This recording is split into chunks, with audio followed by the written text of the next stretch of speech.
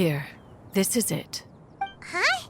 But isn't this the mechanism that you were tinkering with when we first got here? Oh, is it another invention of yours? Precisely. A recent one at that. I am most pleased with the result.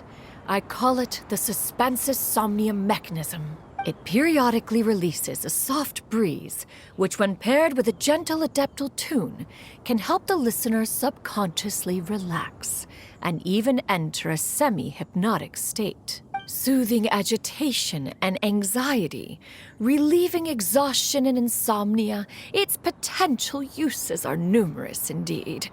And of course, it can also aid in the recovery of lost memories. Whoa, what a cool gadget! But if you had it all along, why did you keep it to yourself until just now? We could have come to Mount Outsong right off the bat and saved time on a lot of floating. How preposterous. Had Yuandai not recalled much of her past through her own efforts, the device would have nothing to draw upon. We Adepti can only help those who first resolve to help themselves. Had she lacked such determination and strength of character, one would have little to offer in way of assistance. Paimon thinks she gets it now. Hey, what's that other thing? As previously mentioned, a gentle adeptal tune is required to take full advantage of the mechanism. One secured such a tune from Streetward Rambler. Only with her melodies can the mechanism reach its peak power. Whoa, Paimon can feel what you mean. Paimon's body feels light as a feather. It's as if she's lying down on a warm patch of grass after a super satisfying meal. And you, Yuandai, is the mechanism helping you to relax? It appears she has already succumbed to the depths of reverie. Come, join one on this side. We shall give her some time to herself.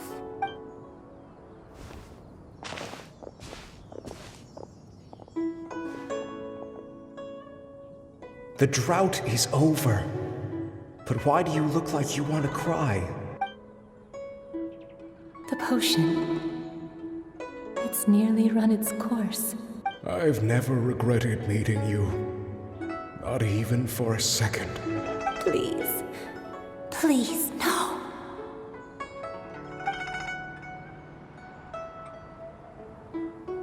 Have you forgotten? This is the world you left behind.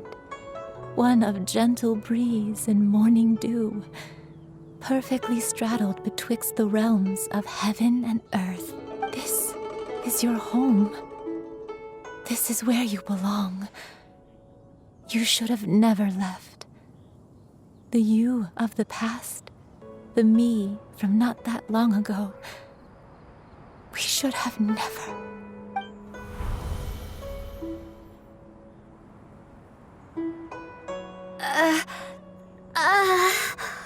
So that is the truth.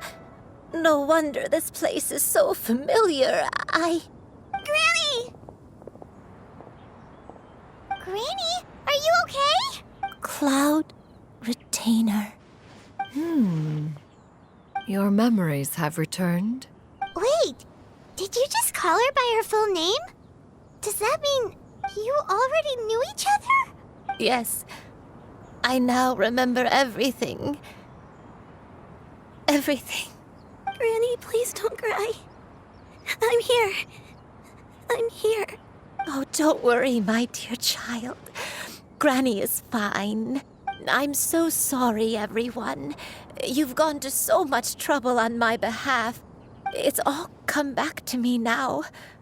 The most important thing that I had forgotten was the truth of what I once was. One can sense the guilt that now plagues your conscience. Reclaiming a truth long buried is sure to come with a myriad of complex emotions. Perhaps one should recount the story on your behalf while you compose yourself. No, it's okay. Now that I've remembered, I must face my memories head on. Shuyu, everyone, I cannot thank you enough for all your help. I'm ready to tell you my story, if you're willing to listen. Please, Granny, don't force yourself. What happened in the past doesn't matter. I love you more than anything. Nothing you say can change that. I know, dear child. My feelings for you are exactly the same. It is for this reason that you deserve to know the truth. Some time ago, I made a terrible mistake. One for which I could never atone. Is this the sin that you mentioned in Xianyun Karst? What happened? I am, in truth, not a human being. My real form, one that I held for centuries, was that of a wild crane. I spent many, many years living on Mount Outsong, bathing in the soft breeze and drinking the sweet dew of the mountains. At some point, I somehow gained wisdom and sentience. The Lord of the Mountain, Cloud Retainer, became aware of my existence and began to share many stories with me. She even passed on the secret of cultivation to me. Though she never took me on as a formal disciple, I always saw her as my master. Whenever she took out her tools to work on mechanisms or new inventions, I would also stand next to her and watch. I even contemplated completing my training and becoming an adeptus in my own right. I followed her teachings, and time gradually passed us by. Until that fateful day 50 years ago. 50 years ago? That's right. Master regaled me with many stories of her past deeds. From them, I learned how she had saved people from a similar crisis in the past. She was the one I looked up to the most. More than anything, I dreamt of becoming an adeptus like her. I wanted to travel the land like she had, relieving suffering wherever I went. But I was still far from being a real adeptus. I possessed no ability to take on human form and fit in with the crowd. Once she learned of my desires, Master prepared a special dose of human mimicry potion for me. She warned me that the potion's effects would only last 10 years, and if I were to fail to return to my original form at the end of that time, I would forever forget my past as a crane and become something neither human, beast, nor adeptus. Oh no. So that was the source of your dementia all along. Was it because of Grandpa? Indeed, I fell in love. Though he was human, he had spent his entire life training on Mount Tianheng. When we met, it was not only my first foray into the world below, but his as well. Although clumsy and impulsive as he was, you'd think he was the real strange bird among the two of us. But still, just like me, he cared deeply about the world and wanted, more than anything, to cleanse it of all pain and suffering. I could not help but fall for him. But my time continued to tick away. Those 10 years passed by in a flash. Yet I did not want to leave his side, so I... Oh no. What happened next? I committed an offense. I wanted to stay with him, even if it meant living a life full of pain and suffering, even if it meant that I would eventually turn into a monstrosity. I knew I had betrayed Master's hopes, but I was too ashamed to face her. So I wrote her a long letter instead and asked someone to leave it outside her abode. I was convinced that she would not support my decision, and I lacked the courage to speak to her face to face. In my shame, I fled and tried to hide from the world, such that no one would be able to find me again. But that was only the beginning of my troubles.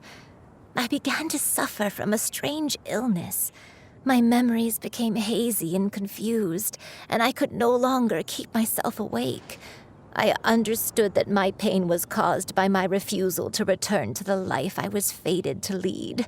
Along with my memories as a crane, I soon forgot the true cause of my suffering as well. I knew only that I had committed a sin. All I could do was pray for forgiveness, even if I had long forgotten what needed to be forgiven. Looking back, I was beyond lucky to have come across that traveling merchant at Wangshu Inn.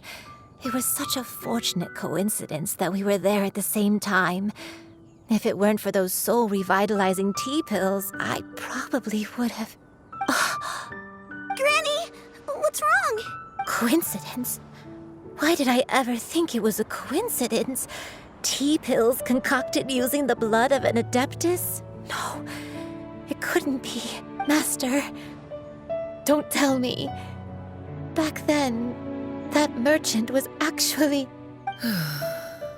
Human custom would dictate the conferral of gifts to be in order when one's progeny is wedded, would it not? Consider the pills a symbol of one's best wishes. So when I tried to conceal my name and mistakes from the world and hide myself away in perpetuity, the only person I managed to deceive was myself. You knew where I was all along. One still remembers when you were but a fledgling. You possessed a certain fondness for a particular game. You would hide yourself among a group of wild cranes and ask one to pick you out from among the flock. One found you with such ease every time. 'Tis a truth most evident. One always recognizes one's own, no matter what form they may take. Wait! Paimon's confused! So, Cloud Retainer, you found Yuandai again? But how? When? And what happened after that? Perhaps it is now time for one to recount the rest of the tale.